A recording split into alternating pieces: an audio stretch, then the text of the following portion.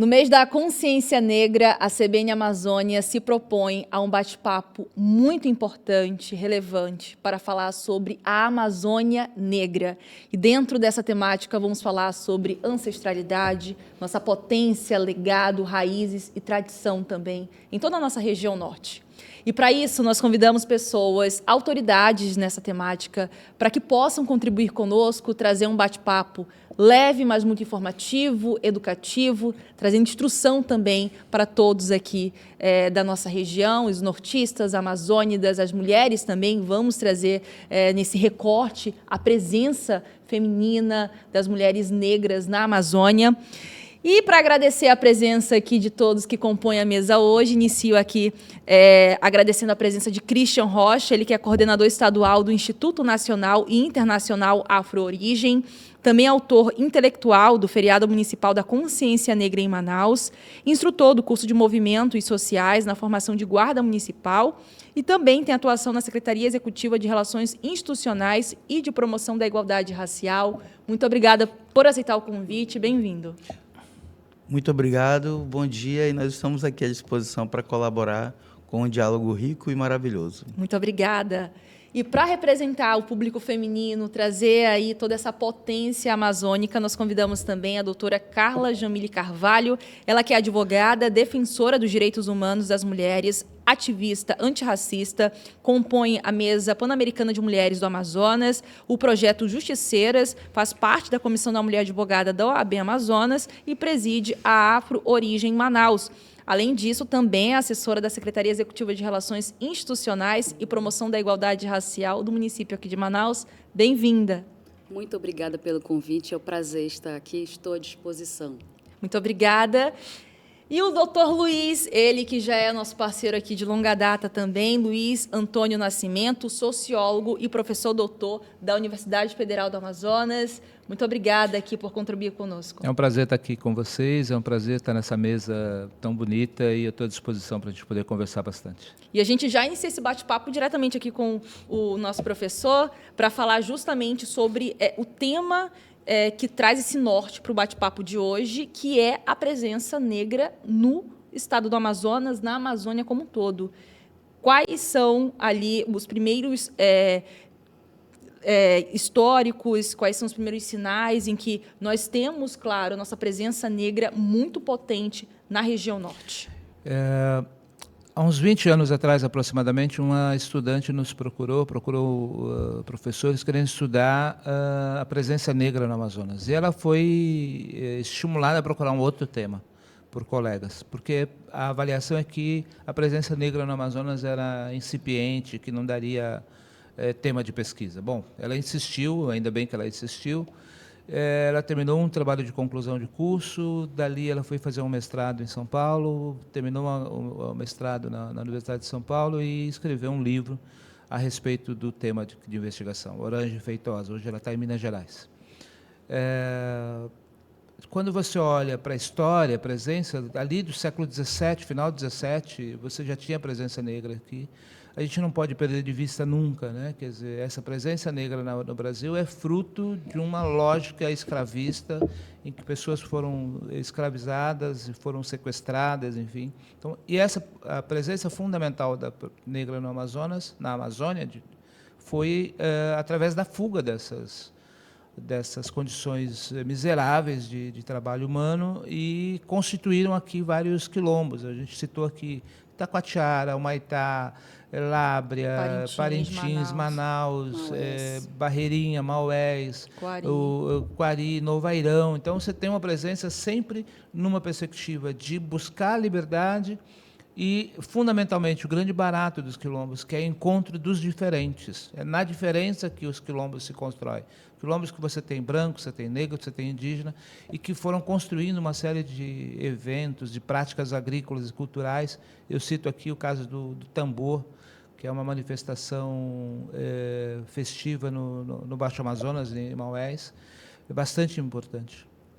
E falando justamente sobre todo esse legado que hoje nós temos, esse conhecimento que faz parte da nossa construção, da nossa formação como Estado, trazendo a presença feminina, né? A mulher amazônida negra, como tem sido a atuação frente a essa pasta, frente a esses projetos que a doutora tem coordenado e, claro, mostrar também que, infelizmente, ainda enfrentamos muitas dificuldades sendo negra, sendo mulher e aqui na região.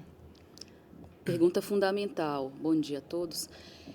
Trazer esse recorte racial, étnico-racial, é muito importante, mas tocar na questão de gênero abre um viés muito delicado, que só as mulheres que sabem, que passam, as mulheres negras, as que moram na periferia, as que moram nos municípios, nos rincões amazônicos, porque, como bem dito pelo professor, a presença negra tem indícios, provas e é comprovada por fatos históricos, documentos, mas ainda tenta se negar.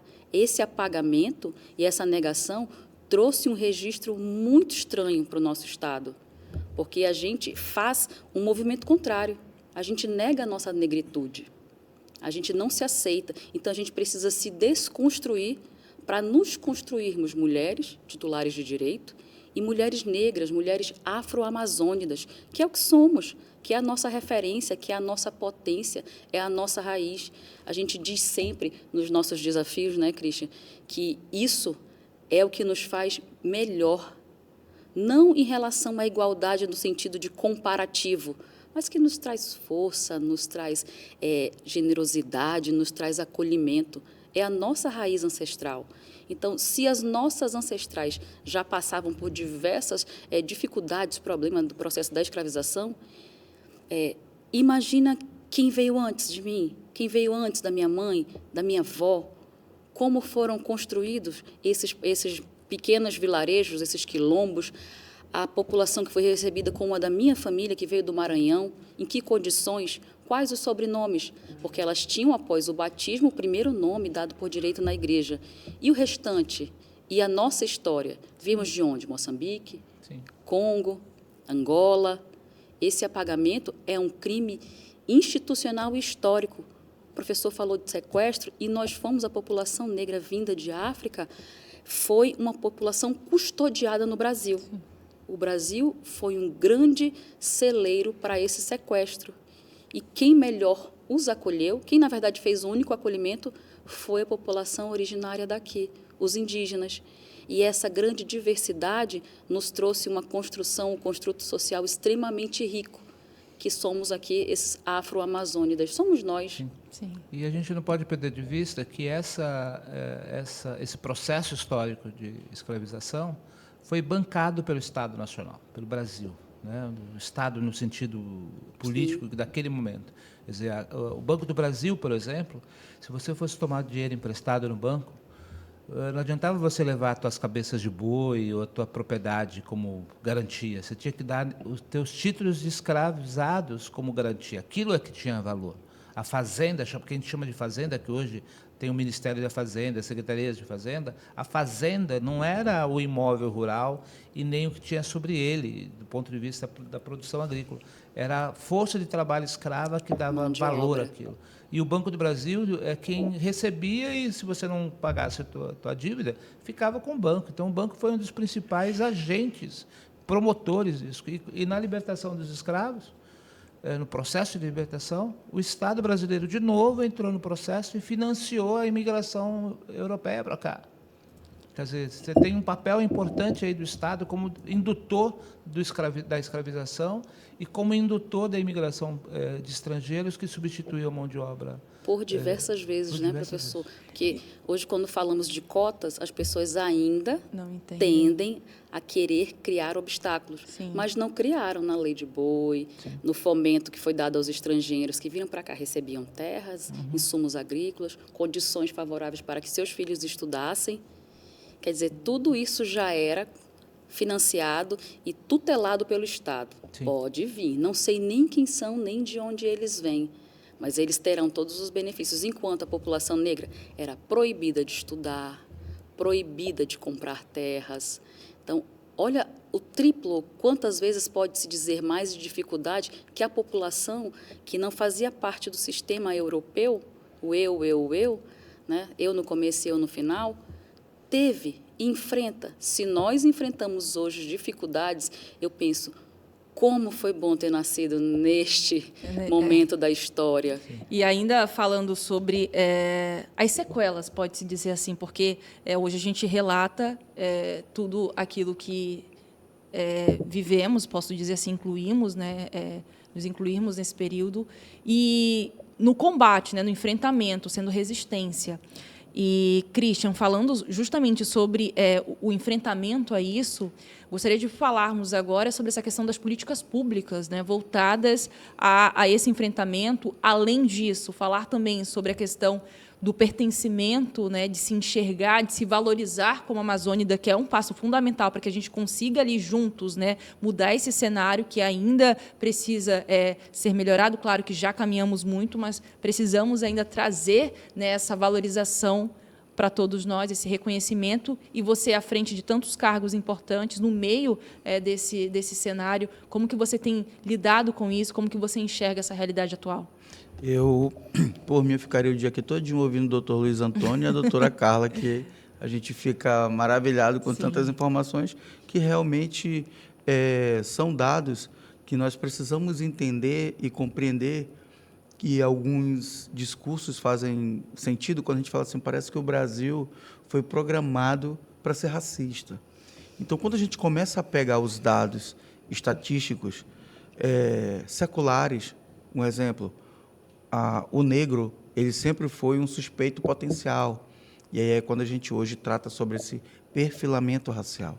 Quando a gente começa a entender que lá atrás a mulher negra era a que mais sofria violência doméstica e sofria outros tipos de violência, ela continua. Então parece que não mudou nada. Então nós precisamos continuar caminhando, dando esses passos que já foram dados, porém é necessário que a gente veja a grandeza do que ainda falta ser feito. E a gente pega um dado. Qual o jovem que mais sofre com a violência urbana? O jovem negro. Então, esse dado ele é histórico e parece que nunca muda ou diminui. Então, aqui em Manaus, a gente conseguiu, em uma parceria com a Secretaria Municipal de Segurança Pública, agora, vai fazer um mês, que a última turma que foi formada recebeu um curso que é Movimentos Sociais no Brasil, onde a gente traz a história de vários movimentos sociais e depois traz esse racismo estrutural, e depois traz esse perfilamento racial e traz exemplos de jovens que foram assassinados, de crimes como aquele que o cidadão negro estava com um guarda-chuva e foi confundido que ele estava com um fuzil. Então, tudo isso é importante se trazer para que a gente possa dirimir essa problemática racista que existe em Manaus. Então, são várias demandas onde a gente tem procurado atender a todas, que a gente vem nesse combate desde o racismo ambiental ao racismo religioso. Então, é necessário que a gente continue respondendo essas demandas, mas dentro do que nos é imposto. Isso aí, a gente precisa ser muito coerente e natural quando a gente fala sobre o que nós temos, quais são as ferramentas e o que nós estamos fazendo.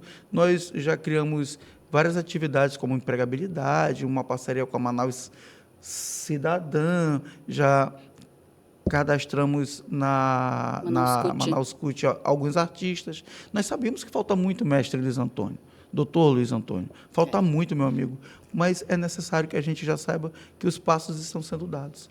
E o senhor acredita, estando imerso nesse universo, no dia a dia dessas pessoas, que elas estão se reconhecendo como uma pessoa negra e isso tem mudado ali a forma de se posicionar, de cobrar também, né, melhorias? Olha, eu costumo dizer que um item ele precisa ser inserido de uma forma maciça na nossa sociedade amazonense, que é o letramento racial, que precisa passar pelos três poderes, o executivo, o legislativo e o judiciário. É muito importante. E a ausência desse letramento racial faz com que a nossa sociedade não entenda o real valor da nossa identidade. Até 2005, 2004, quando o IBGE fazia as suas entrevistas, as pessoas diziam que elas eram morenas. Aí tinha o morenão, o moreninho, então nunca tinha o negro. Pois eu vou te dar um dado. Nos anos 80, nós criamos um movimento chamado Responda ao Censo. era uma propaganda muito bonita que a gente fez, que era estimular que a população negra respondesse ao censo tal como era, né? Porque, assim, se tudo que é ruim num lugar expressa o que eu sou, eu vou negar o que eu sou. Então, eu não sou negro, eu sou moreninho, eu sou pardo. Exatamente, E aí a né? gente fez uma prospecção, primeira amostragem do IBGE, apareceram 168 cores diferentes. Quando perguntou qual é a sua cor, 168 tipologias, de burro quando foge a quase branco, Nossa. quase preto, uma loucura. No debate sobre o que seria incluído no censo. Mas quando você fala da importância do letramento, me veio aqui, a gente tem um colega professor, foi nosso aluno na universidade, hoje é professor divide o departamento comigo, tenho muito carinho por ele, professor Christian. Professor André Santos, e ele tem mobilizado, ele é do hip hop, e ele tem levado a galera do hip hop para dentro da universidade. Muito legal, muito bom. E é interessantíssimo a dificuldade que a universidade tem para lidar com isso, que é a ausência do letramento. A universidade eu fico ali olhando, vejo meus colegas professores passando, vejo os estudantes passando. É como se tivesse uma chama, a impressão que eu tenho é que tivesse uma fogueira com muito calor e as pessoas contornam aquela porque eles não querem sentir aquele tempo. Ao mesmo tempo, é muito bonito você ver aquela molecada, que inclusive não são da comunidade universitária, são gente da periferia, do Tancredo, do Zumbi, etc., que vem e que começam a descobrir a universidade. E o mais interessante, esses meninos começam a falar que querem vir para dentro da universidade. Maravilha. Eles querem vir para a universidade. Aquilo que não estava no universo deles, através do hip-hop, através de um movimento, de um grupo de pessoas, traz essa moçada para dentro da universidade, promove uma expressão cultural, que eu tenho uma relação, que o hip-hop, não sei se você começa em São Paulo, na década de 70, lá no vão da estação do metrô São Bento. Eu era office boy nessa época, e na hora do almoço e no final da tarde a gente ia para lá, ouvir música, dançar, e os 5 elementos do hip-hop. Eu não sou um praticante, né? Mas, enfim, eu caminhei para outro lugar. Mas é muito legal você ver essa moçada. E aí eu quero convidar vocês que estão na prefeitura para apoiar esse projeto. A gente, por exemplo, nos falta coisas básicas. Nos falta equipamento de som. Para nós é muito caro, mas para um poder público, às vezes é dinheiro de pinga, que eu costumo dizer. Quer dizer, com muito pouco, a gente poderia ter um equipamento desse para essa molecada poder ir para dentro da universidade. Aquele espaço é público. Sim. Né? Recentemente, o grupo LGBT fez um desfile de beleza trans. E alguém botou nas redes sociais proteção. Mas é isso para isso que serve a universidade? E alguém da universidade colocou no Instagram e disse, para isso também. E aí começou mostrando as outras coisas que os espaços da universidade, desde manifestações religiosas neopentecostais, capoeira, judô e etc., todos são espaços. Né? E falando sobre essa questão do reconhecimento, só para a gente trazer esses dados atualizados, você comentou sobre a pesquisa realizada lá na década de 80, salvo engano, 2022, o censo já aponta para mais de 70% da população amazonense que se declara negra, né? Sim. Isso aí, graças aos movimentos sociais de negritude, aos professores nas faculdades, aos ativistas, sempre trazendo essa importância de se identificar, de se assumir como negro. E aí o professor Luiz Antônio, doutor Luiz Antônio, ele foi muito feliz quando ele traz o recorte sobre o hip-hop, que o secretário Valfran Torres e a Carla, juntamente com alguns amigos, nós criamos o primeiro Conselho Municipal de Igualdade Racial em Manaus, que não existia. Nós criamos e nós colocamos a Marlúcia, né? Nós pedimos para ela se... Jorge Bronzeado, tem que falar o nome de todos, não, mas ela como membro do integrante do conselho, conselheira nossa. Do Conselho Municipal, você vê a Marlúcia com mais de 30 anos, uma assistente social, ela é histórica. Cultura. Então, a gente também trouxe todos esses artistas dessa cultura urbana para dentro da nossa gestão, para poder fazer com que, pela primeira vez, eles se apresentaram em uma edição do programa Manaus Mais Cidadão. E foi lindo, eles se sentiram muito acolhidos, depois fizeram seus cadastros, desculpa a interrupção, amigo, e eles ficaram ali, olha, eles ficaram se olhando, abriram as portas, a gente foi recebido. E aí, como aconteceu na universidade, como o professor falou, doutor Luiz Antônio, lá também eles tiveram assim, uma outra percepção. Porque naquele foco da periferia, em que não se é facilitado aquele momento para ele, ele não vai ver as outras oportunidades. Somos nós, instituições, faculdades, sociedade, igrejas, comunidade, poder público, que temos que chegar até eles, onde quer que eles estejam. Neste mesmo período, o Adriano Arte, Lançou você o conhece, teve uma exposição do seu livro sobre a história do hip hop no nosso estado. Legal. Né? E no Sou Manaus a gente pôde colaborar para que tivesse um espaço destinado ao hip hop. Sim. E aonde os históricos, os fundadores, puderam ali trazer todas... Foi muito maravilhoso. Sim. Sabe, doutor, você vê os fundadores do hip-hop no estado se apresentando juntamente com essa garotada, com essa nova geração. Então, nós estamos, de uma certa forma, correndo, até porque esse é o nosso papel, promover essa igualdade racial e os seus eixos. Sim. E falando sobre essa questão de cultura, a questão da música, do movimento hip-hop, muito do que a gente tem hoje é ali o que foi construído e foi traçado pelos negros. E isso também precisa ser falado. A gente fala sobre estilo musical, dança, movimentos, culinária. Capoeira. Sim. E dentro disso tudo, hoje, a gente consegue trazer esse reconhecimento aqui na região norte? Eu acho que o reconhecimento é um processo, né? Por quê? Você tem camadas de tentativas permanentes de negação daquela identidade. Então, quando você, por exemplo, a política de ações afirmativas, né? Uma dos elementos da política de cotas, que hoje tem beneficiado negros e não negros, tem beneficiado indígenas, tem beneficiado população LGBTQIA+. Quem começa essa discussão sobre promoção das políticas de cota? O movimento negro nos anos 80. Né? Aí alguém diz, não, mas não são só negros, quem sofre discriminação? Sim, na escala, de cada 10 atos discriminatórios, 8 são populações negras. Mas também você tem a ideia de uma construção histórica e política dessa identidade precisa ser reforçada, por exemplo, na política, né? Que a gente criou uma lei obrigando que agora o Estado do Amazonas já perdeu, acho que 16, 17 vereadores que perderam os mandatos porque não respeitaram a cota de mulheres. De gênero, exato. A cota de gênero e a cota racial dentro dos partidos políticos são dois elementos de conquista da igualdade. Luta social, exato. Aí você tem ainda grupos sociais dentro dos partidos políticos fraudando, mas estão sendo punidos. Então, eu acho que é um processo de construção, né?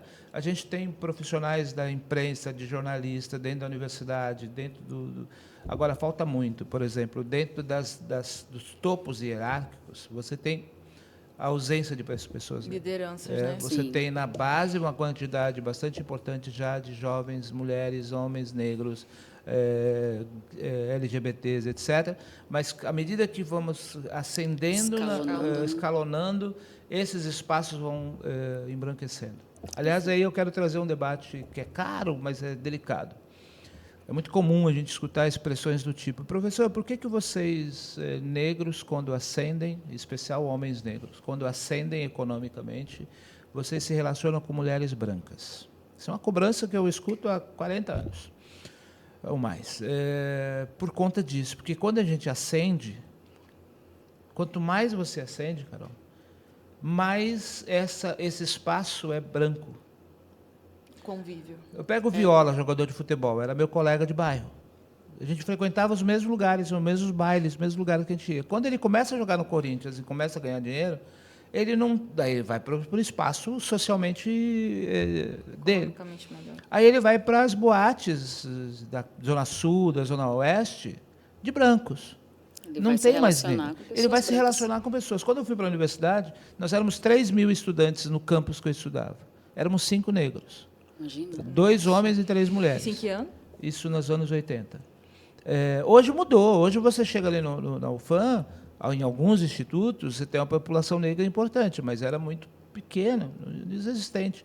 Então, esses debates, esses espaços, a gente precisa avançar, conquistar e permanecer, que também não é fácil, que às vezes você chega lá no fórum, no Tribunal de Justiça, e diz, não, tem uma desembargadora que é negra.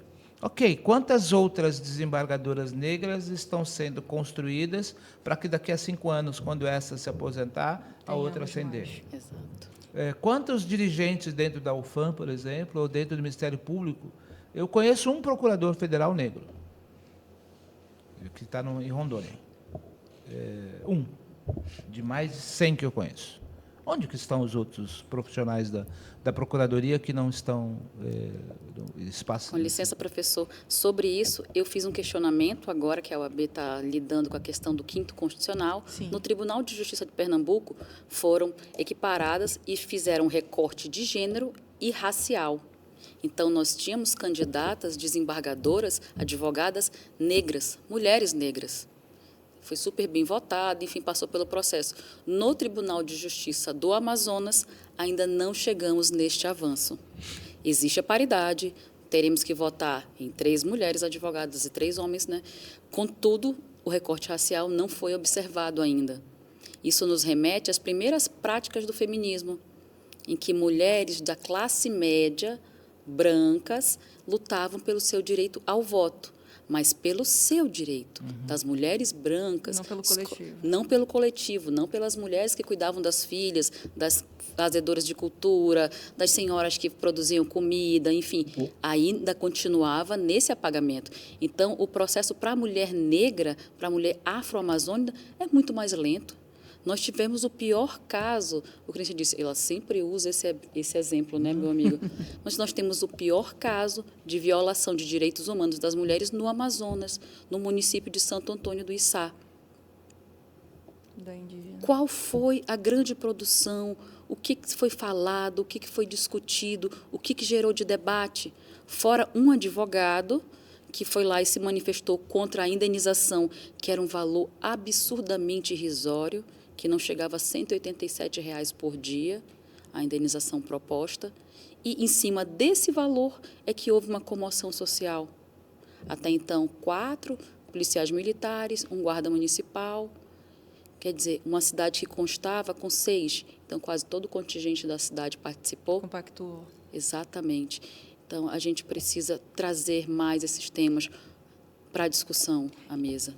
E falando sobre essa questão da representatividade feminina, falando, por exemplo, no judiciário, à frente de empresas, à frente de cargos de liderança, que foi, né, o que o doutor trouxe aqui para a gente, sobre a falta ali dessa presença e como isso tem influência, olhando para a importância disso, para o debate, por exemplo, de políticas públicas. Quem sabe se não tivesse uma mulher inserida nesse ambiente, se não tivesse uma outra análise ou um resultado final ali mais rápido, uma resposta mais rápida dessa vítima. Quem vai falar de violência obstétrica? Sim.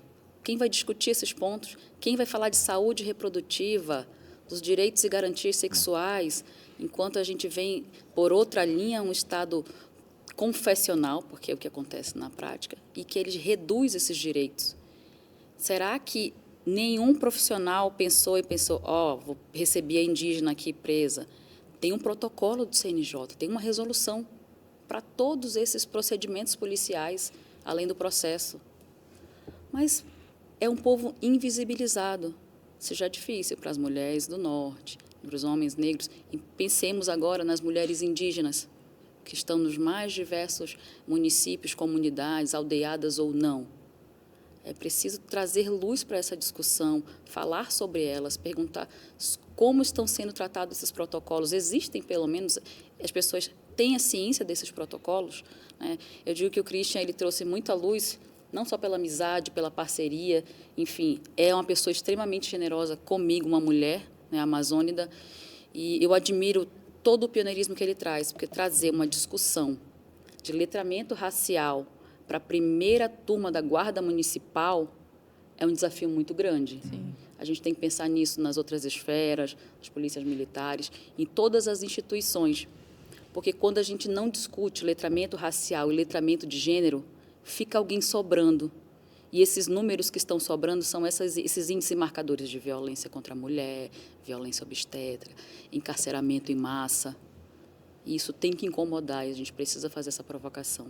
E falando, dando aqui, né, esse gancho sobre essa iniciativa dentro do poder público, como que isso foi articulado? Claro que nós temos aqui, que não precisa nem ser discutido, os índices de violência gigantescos, né? E com o passar dos anos a gente observa, né, a questão de homicídios por habitantes. A região norte como um todo tem ali, infelizmente, liderado alguns desses rankings. Quando a gente fala sobre violência contra a mulher, aí a gente traz ali alguns crimes em específico, o estupro de vulnerável, violência doméstica, feminicídio também, mas trazendo um contexto geral da população negra, que é, na sua maioria, as vítimas.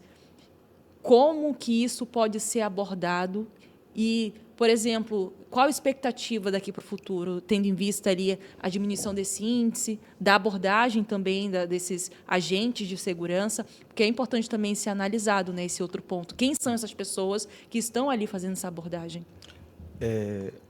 Criou-se uma expectativa, e dentro dessa expectativa eu espero que ela seja colocada em prática, tudo aquilo que foi abordado por todas as turmas. A conversa, a forma como foi demonstrado e exposto todo o comportamento de agentes da segurança pública. Então, fica essa expectativa, mas é óbvio que a gente nunca deixa de ser ativista. Sim. A gente assume vários cargos, passageiros, e a gente sempre se esforça para deixar o nosso máximo ali, para que os outros que venham após, eles possam também contribuir mais ainda. Mas fica essa expectativa. Eu recebi uma pergunta parecida e o meu espírito, ele é um espírito que eu posso dizer que eu me sinto regozijado com o que eu ouvi, com o que eu conversei e com o que eles falaram. Realmente, o Senhor abriu um norte para nós, para que a gente possa ter a faculdade de escolher qual tratamento a gente apresenta para aquela pessoa, porque em algumas vezes eu brincava, dizia assim, olha, está eu e uma pessoa não negra correndo na faixa liberada da Ponta Negra. Alguém grita, pega ladrão. Vocês acham que eles vão correr em cima de quem? Tanto a polícia como os populares. Então, infelizmente, o racismo se naturalizou. E hoje, os grandes guerreiros que ainda continuam, como o doutor Luiz Antônio, entendem muito bem que desconstruir, como a doutora Carla fala, é muito difícil. Sim. Mas a gente vai ficar sempre nessa expectativa. E eles sabem que eu estou de olho neles. É importante, né, a gente estar alinhado e falando sobre essa questão da iniciativa, né, do Christian, algo que poderia ser pautado dentro do ensino fundamental, né? Ainda no ensino de base. Perdão, e esse curso, ele é caráter, doutor, eliminatório. Eles precisam realmente aprender sobre o racismo estrutural. Eu tenho uma prática já há uns 20 anos, eu visito as escolas públicas. Né? É uma prática que eu não abro mão. Agora mesmo, dia 19, amanhã, eu tenho uma visita numa escola onde eu converso com os estudantes sobre esse tema. E, às vezes, é uma conversa que é dura. Por exemplo, é ali na escola que você tem práticas de bullying, de racismo continuado, de racismo recreativo. Né? E acho que é um desafio. Agora, qual é o problema? A gente precisa falar uma coisa séria aqui. E o sociólogo tem essa tarefa, sabe, Carla? De falar as coisas, como no conto O Rei Está Nu, uma das tarefas da sociologia é desnudar a realidade. As primeiras experiências de racismo que todos nós experimentamos é dentro da escola. E, invariavelmente, mais de 80%, duvidem, são praticadas por professores. As primeiras, só vocês parem e pensam que as primeiras experiências que vocês tiveram de racismo foi dentro da escola e professores. Verdade, né? Verdade. Certeza. Isso aí é... Infelizmente. Não daremos nomes. Não precisa, mas pergunta, vocês que estão ouvindo, são negros, quais são os primeiros apelidos? pressões, por exemplo, olhar torto, reclamação, por exemplo, está mal vestido, não está cheiroso, o teu cabelo é chamar a atenção de uma pessoa, de uma criança negra, exatamente. Isso é malandrinho. E esse racismo que inicia na primeira infância, não é, doutor? Na primeira dentro infância. da escola. É ali que você tem as primeiras experiências. Então, o papel da escola é fundamental. E, para isso, é preciso ser dito. Professor, o que você tem feito? Não, nós adotamos a promoção da lei de enfrentamento. Mas como? No dia 20 de novembro? Não dá. Nós vamos ter que desenvolver. Tem uma professora que eu tenho enorme admiração, a professora Ivana, professora da rede pública, está na escola, foi muitos anos do RUT, ali na Cidade Nova, agora eu esqueci o nome da escola aqui perto da Polícia Federal, e está fazendo agora um mestrado na UFAM. Ela tem desenvolvido trabalho há 20 anos. E aí, sabe o que acontece? Ela vai para uma atividade, ela fala, ela vai para uma entrevista de programa de televisão, ela vai para não sei o quê, ela vai para a escola, nenhum parabéns ela recebe no corredor da direção da escola. É como se ela não tivesse feito nada. Então, a gente precisa, a escola, se a gente olhar para as instituições brasileiras, desde 1888, 89, até hoje, todas as instituições se modernizaram, melhorarem alguma coisa. Modernizaram não, melhorarem algumas coisas. A gente acabou de falar, o Tribunal de Justiça hoje tem mulheres, não tinha. Tem algumas mulheres negras, não tinha. O acesso à universidade era só para branco, hoje tem político, blá, blá. Muito bem. Quando você olha para a instituição escola, ela continua conservadora, ela continua travada, ela continua tradicional, ela continua sendo... ela assedia aqueles que são diferentes, ela expulsa as crianças que são diferentes. Eu, por exemplo, lembro, uma das primeiras memórias que eu tenho da escola, a professora pedia para a gente fazer uma coisa, sei lá, o Joãozinho trouxe uma pera, uma maçã, não sei de onde.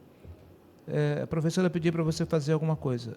Eu ficava pensando, ela me chamava, dizia que eu estava demorando, que eu não estava respondendo, mas porque eu ficava viajando. Esse Joãozinho, quem é o Joãozinho? Filho de quem? De onde ele veio? De onde ele trouxe essa fruta? Como que ele veio? Ele veio de bicicleta. Eu começava a viajar, meio como o maravilhoso mundo de Bob. Eu ficava viajando. Essa minha viagem nunca foi apoiada, nunca foi estimulada, nunca foi promovida. Pelo contrário, geralmente elas são castradas. Né? A escola é castradora. Demais. A escola é castradora. Nós temos uma lei 10.639 que, infelizmente, é demonizada. A gente tem, assim... Essa semana, há 2 dias atrás, um pai de uma igreja neopentecostal foi para dentro da escola, chamou policiais, 4 policiais andaram com fuzil dentro da escola, com fuzil dentro de uma escola municipal. Por conta do ensinamento. Por conta de ensinamento, aplicação da lei. Em São Paulo. Como é que esse professor vai ter a segurança de abordar esse Ele nunca mais vai querer fazer isso. Nem pensar. E o Tanto ele como o fundamentalismo, corpo pedagógico, né? E o fundamentalismo, que é ali, co-irmão do extremismo, ele faz com que uma sociedade que poderia ser educada continue nesse caminho onde é um caminho lamentável e que poderia muito bem mudar um pouquinho para a realidade mesmo, como é o Brasil, esse Brasil negro que a gente precisa estudar, que é um país que não foi totalmente fracassado economicamente devido à mão de obra, à culinária, toda essa riqueza do povo negro, ele deveria ser exposto através da nossa Lei 10.639, aonde alguns educadores insistem que essa lei só pode ser cumprida no Dia da Consciência Negra, e não é bem assim. Ou em novembro, né? Não é bem assim. Essa lei precisa ser posta em prática. E é por isso que os ministérios públicos já estão acionando, várias instituições. Então, o que a gente pode fazer é continuar trabalhando de forma transversal com outras escolas no âmbito municipal, mas que essa lei ela é importante e, infelizmente, ainda tem algumas resistências, isso aí tem. E aí o fator educacional é importantíssimo, né? O bate-papo aqui que é muito rico, né? Falamos sobre diversos temas, cultura, história, tradição, trouxemos alguns exemplos, alguns episódios também que mostram a Amazônia Negra, né? Brasil também, o Christian comentando agora há pouco.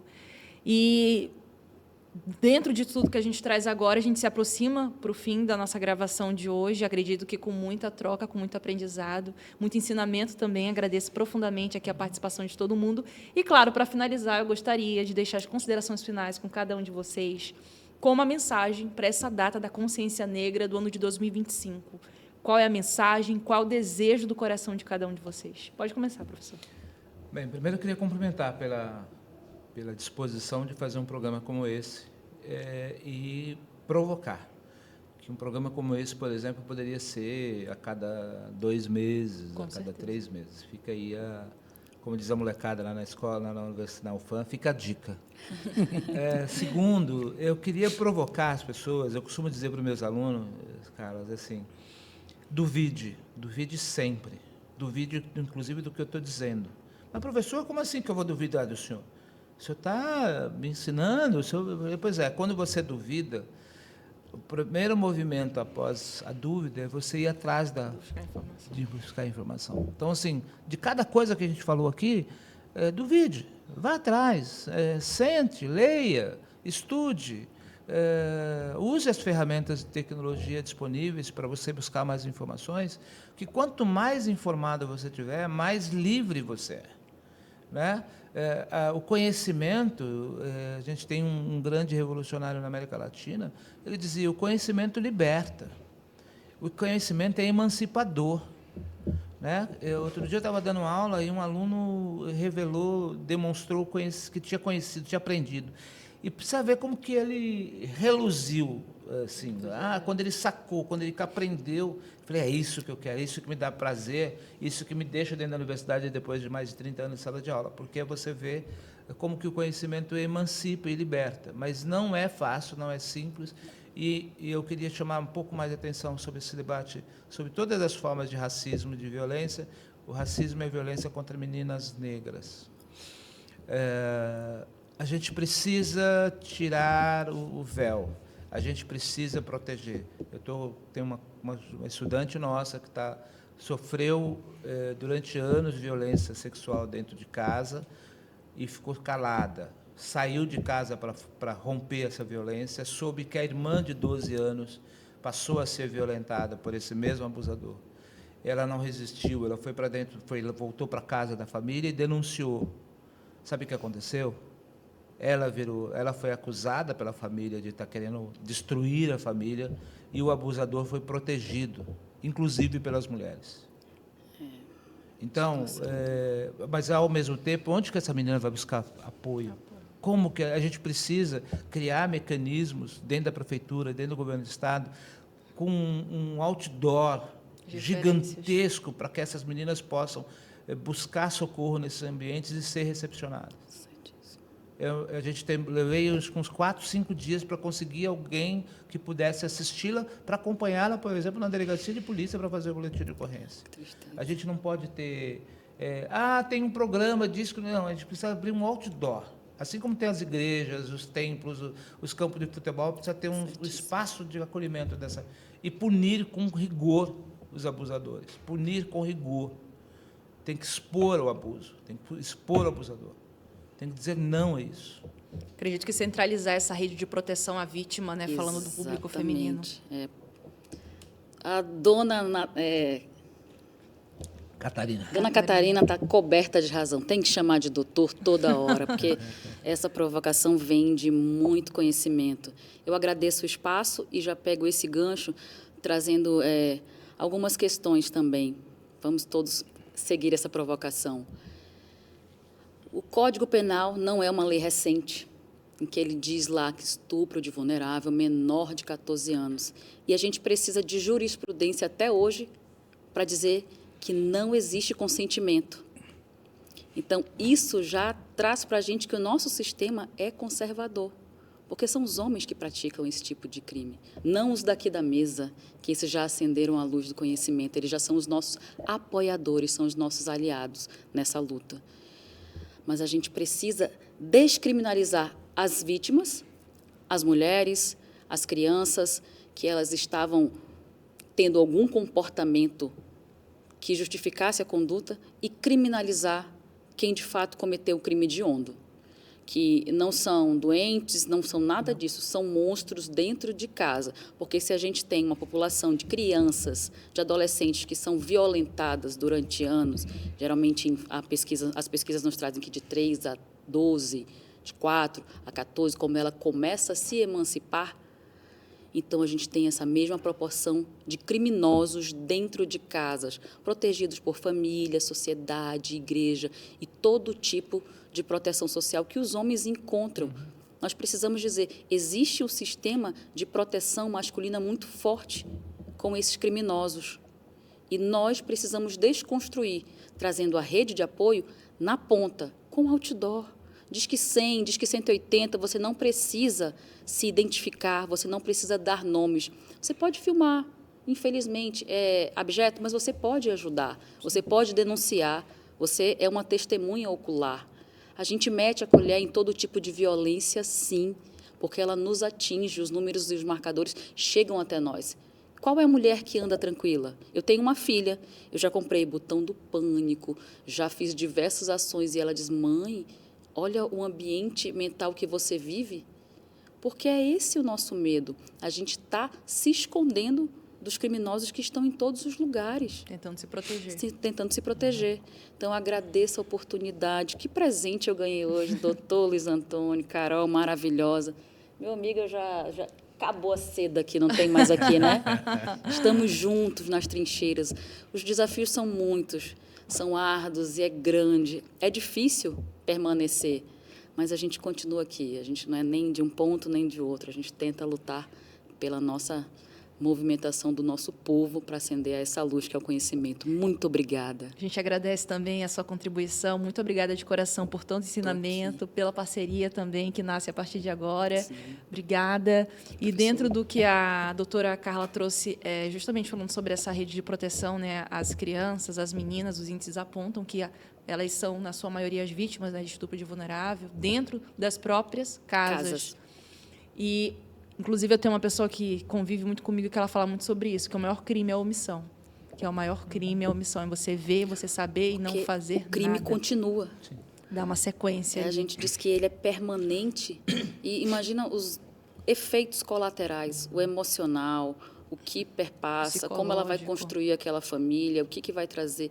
Então, dilacera toda uma geração. É uma sentença perpétua, infelizmente. Sim. E aí, para a gente chegar às considerações finais, eu gostaria, claro, que o Christian também aqui deixasse essa mensagem, essa data tão importante, que ele há muitos e muitos anos, né, atua. Inclusive, eu conheci lá, acho que foi 6 anos atrás também, nessa celebração da consciência negra. De 2020 para agora, 2025, o que você enxerga de mudança e o que você deseja aí do fundo do seu coração? Eu adquiri um pensamento de que eu quero viver todo dia e enfrentar todo dia, porque eu tinha esse apelido de ser sonhador. E eu sonhei muito e hoje eu vivo essas realizações. E quando eu falo de realizações, é quando eu tenho uma dependência. Às vezes, será que eu vou? Vai ter um evento, e são vários eventos. Aí eu penso assim, mas o mestre Luiz Antônio vai estar lá. Então, é algo que as nossas referências não pararam. Então, a gente precisa continuar. Então, eu digo que hoje eu estou vivendo a minha revolução. A revolução que eu adquiri observando aqueles que lá atrás lutaram por mim. Então, eu quero viver todo dia esse combate ao racismo e dizer que lutar contra o racismo é necessário, mas lutar contra o machismo também é muito importante. Muito obrigada a todo mundo, doutor Luiz, Christian, doutora também, pela participação conosco hoje. E essa reflexão da CBN Amazônia neste dia 20 de novembro de 2025. Até a próxima.